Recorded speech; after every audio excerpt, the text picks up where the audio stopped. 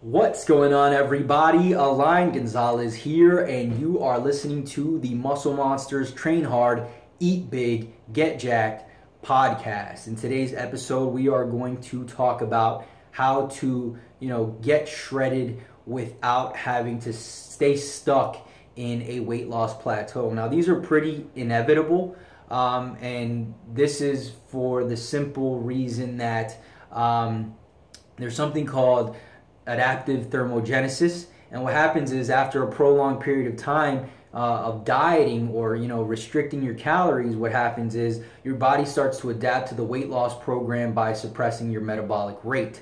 And so when 2200 calories may have put you in a good deficit before, it may now be your new quote-unquote maintenance level. So you might not be burning as many calories from your cardio anymore. You may not be burning as many calories from non-exercise activity thermogenesis, so maybe things like brushing your teeth, because again of this adaptive thermogenesis. But that's not really an issue, because if we are tracking our intake and using some kind of a strategy in order to make sure that we are in a deficit, then it's easy to kind of gauge and it's easy to adjust to ensure that we are losing weight. So I'll give you an example. A lot of people know that, or most people know that, it's energy in versus energy out when it all comes down to it, right? So as long as you're in a caloric deficit or negative energy balance, then you're going to be losing weight.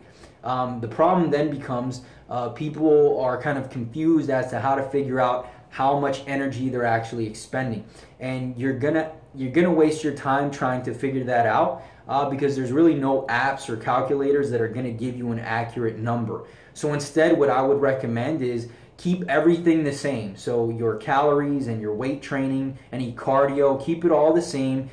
Take daily weigh-ins and then take the averages of those weigh-ins at the end of every week.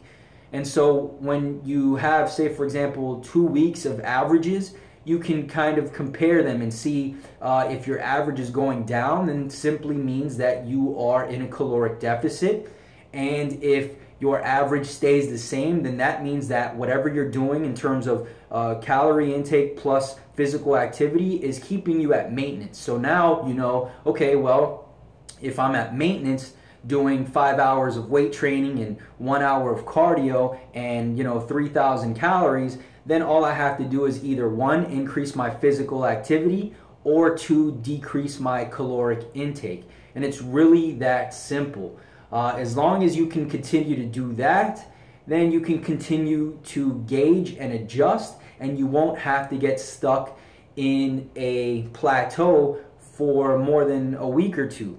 Again, because if you're getting those average weigh-ins, then all you have to do is see, what you're doing in terms of weight training or cardio, or what you're eating. So, how many calories, what's coming from fats, carbs, and protein. And when you stall out, all you have to do is kind of say, okay, I don't want to decrease my calories, so I'll do more cardio, or vice versa. I don't want to do any more cardio, so I will just decrease my caloric intake, and that should further put me into a caloric deficit. And again, for those of you out there who say, hey, I'm in a caloric deficit, but I'm not losing weight, it really just doesn't work that way.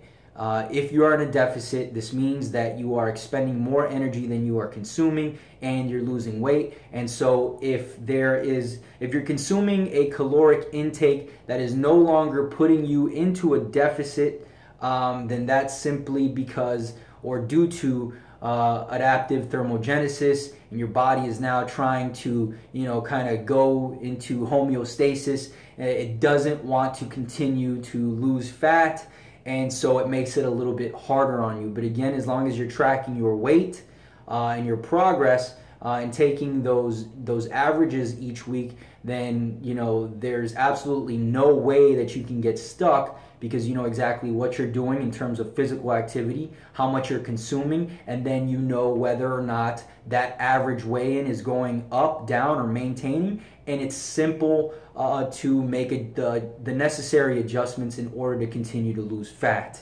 I hope that made sense to you guys. I hope it was helpful.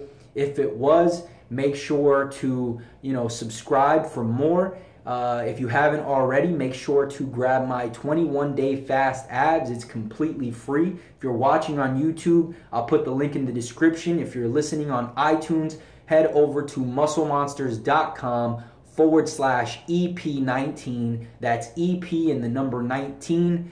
And I'll add some resources, some more context, and then also the download link for the 21-day fast abs. I hope you guys enjoyed, found it informative, and I will talk to you guys next time. Peace.